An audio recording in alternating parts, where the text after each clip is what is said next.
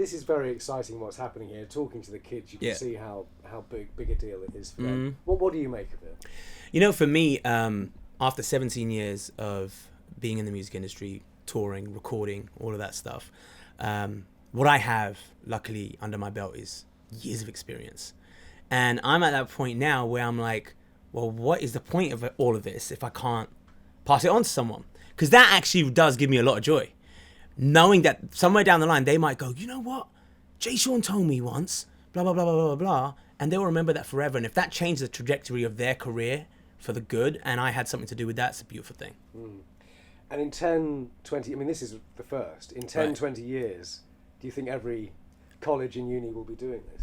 I think probably sooner, to be honest, because nowadays we're in a time and in a generation where things are changing so rapidly and so quickly. And the consumer has so many different choices. So the provider has to step up.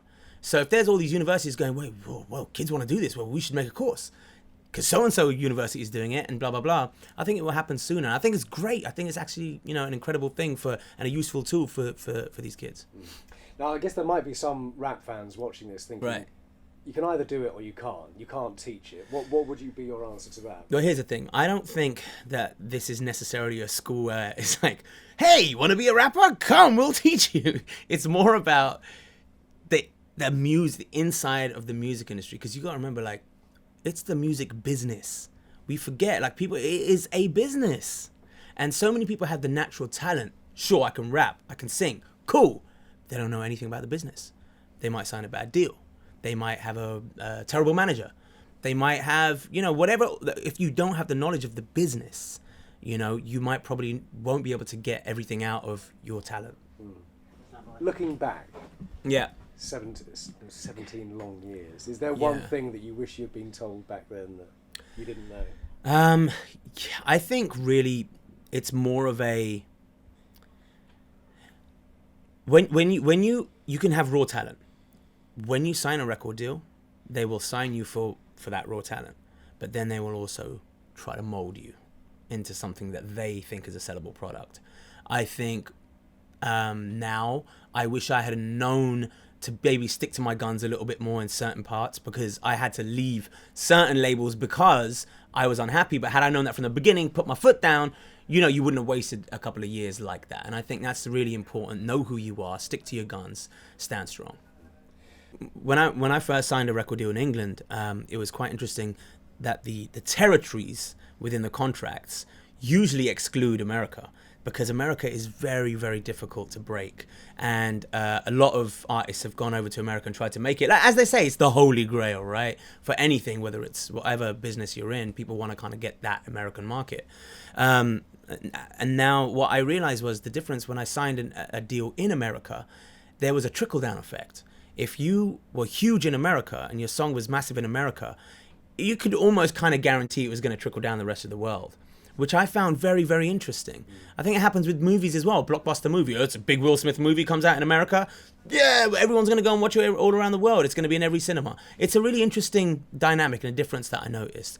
I'm not saying it's essential for people who are here to get that, but it is very difficult to try to find a record deal that will include a trip out to America and try to break that market.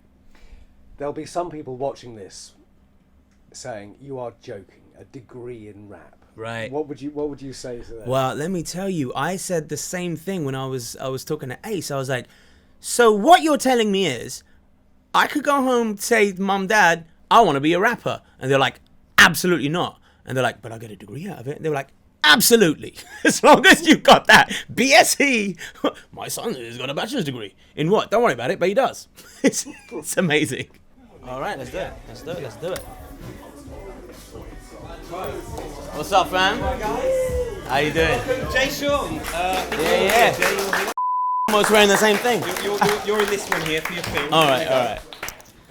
Thank you for coming. Oh, bro, it's wicked, man. It's nice to be here. Amazing. The new ACM Rap and MC Pathway Ambassador. Yes, mate. Excellent. Well, thank you, and thank you guys for sitting here with me and listening to my what I have to say to you guys. So this is a cross-section of all different campuses. Yes. From ACM here, right? Some of these guys from Birmingham came down today as Oh, well. wicked. Nice. People on the Pathway.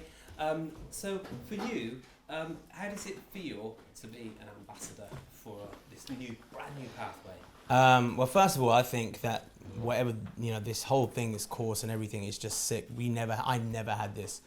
If I had the chance to tell my parents, like, I want to be a rapper, I want to be a singer, it would have been a lot easier if I could say, trust me, I'm gonna get a degree out of it. It's like, I never had that option. But for me to be able to pass on what is coming up to 17 years now in the industry for me as a recording artist, touring artist, I got a lot of stuff. There's nothing you can throw at me.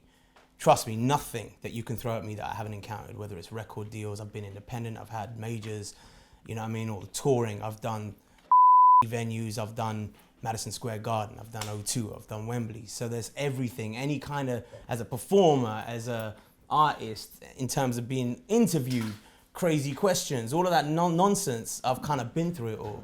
So for me, it is a pleasure for me to be able to put that to you guys and hopefully, spit some gems that you guys might be able to remember and take home with you.